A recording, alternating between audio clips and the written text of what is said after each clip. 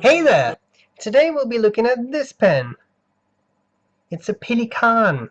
This is the aka Pelikan M200 Tradition, and this was sent to us. I say us because it was first sent to Aziza from Gourmet Pens, and she passed it on to me, and we got this from Ron at the Pen Chalet, penchalet.com. So Ron, thanks a lot. We'll both review it, and obviously this is my review. I'm going to talk about the parts of the pen, then I'll tell you what I like about it, what I don't like about it, and then I'll do a writing sample. Let's start with the parts of the pen. At the finial of the pen, right there, top of the cap, you can see the Pelikan with its baby. Oh, it's so cute. Yes, I know. Then we have the clip. The clip, of course, is that stylized Pelikan. There you got the head, and then you have the bill, and then you have the transparent cap. And thank to the heavens, it's actually a completely transparent cap, and there's not some disgusting little gray thing in there that blocks the view of the nib, because if we have a clear cap, then typically we want to see everything. Alright, go on with the barrel. As you can see, everything is transparent here. It's very, very cool. You can see the ink level in there. I always love that. Yeah. Now we have a center band, which says Pelikan, and at the other end, Germany. And there we go, that's the piston mechanism, and there we have the actual piston and the piston turning knob with another gold band. For those of you who are unfamiliar with piston filled pens, let me focus a bit there. You put them in the ink bottle, nib end first, and then you twist this, and as you can see, a piston starts to move and it pushes up, in this case, the ink level. But usually what it would do, you would do it the other way around and it would actually draw in ink like that. Okay. Now we have the nib and the section. The section is a nicely tapered section with the threads right there that the cap holds onto. And then we have the nib. The nib is gold colored. It's broad. It has the Pelikan logo on it as well as the Pelikan brand. And I always notice that these Pelikan pens have very large feeds. That was a car. They have very large feeds. As you can see here, they really cover almost all of the nib, which is just fascinating. Okay, as to the size of the pen, it's pretty small, right? We go all the way up to M200. We have the M1000. We have M200, 400, 600, 800, and the 200. And the 200 is the smallest one.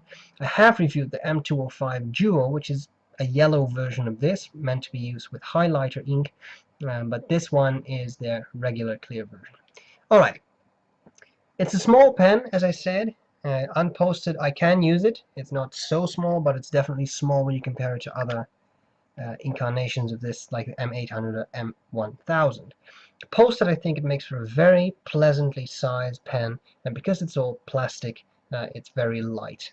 It doesn't become top heavy even when you post it. Although there's a fair bit of space in the cap, as you can see there, so you will feel a little bit of weight, but it doesn't topple over. Alright, the nib, as I'm used from Pelikan, is very pleasant. It writes very smoothly, but what I did notice with this one is that it had quite a couple of skips and hard starts.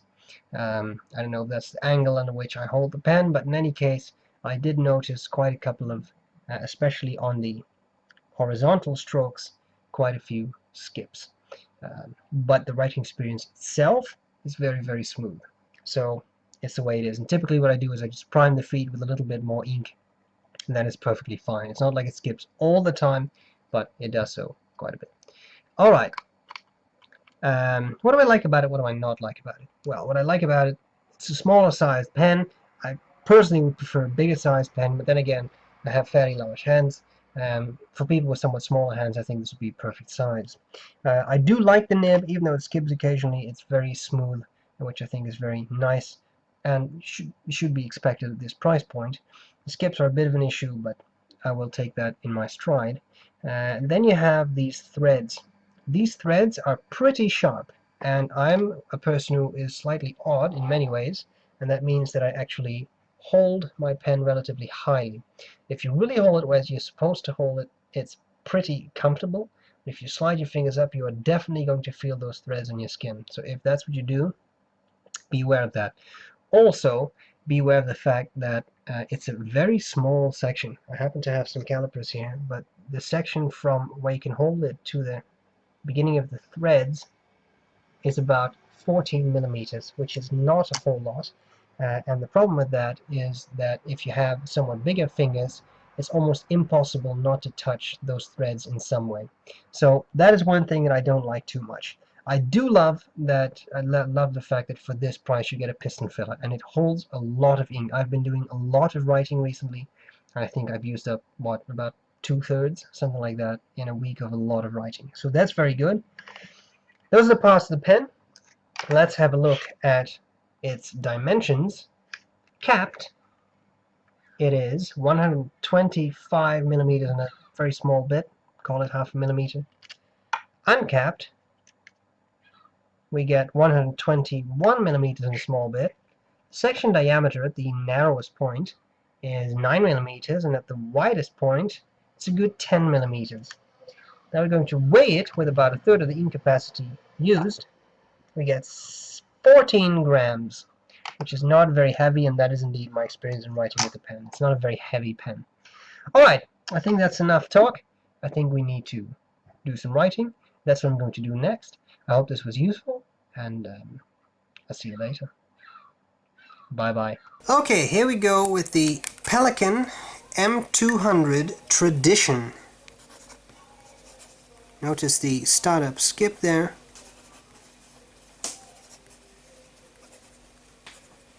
This is the broad nib, another skip, and the ink is Mont Blanc Irish Green, with which I've not really had any issues before.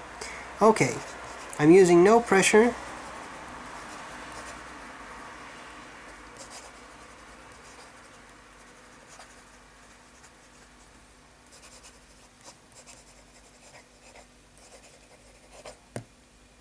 And it writes pretty well. Fast writing.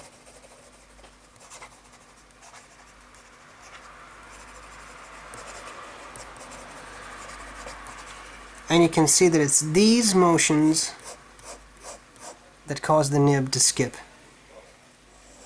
And if you go a little bit, you angle the nib a little bit more vertically, or you push down a little bit more, then you get them out a little bit easier, but I find it skips a bit too much to my liking in that regard. As to wetness, no real complaints about wetness. It's a nice wet pen. And as to line variation, typically I think these Pelikan pens show quite a bit. Have been overexerting this one a little bit, I'm afraid. But you can definitely squeeze out some variation, which is cool. So, I hope this was useful. Thanks again to Ron from the Pen Chalet for sending this pen. And guys, I'll gladly see you later. Bye bye.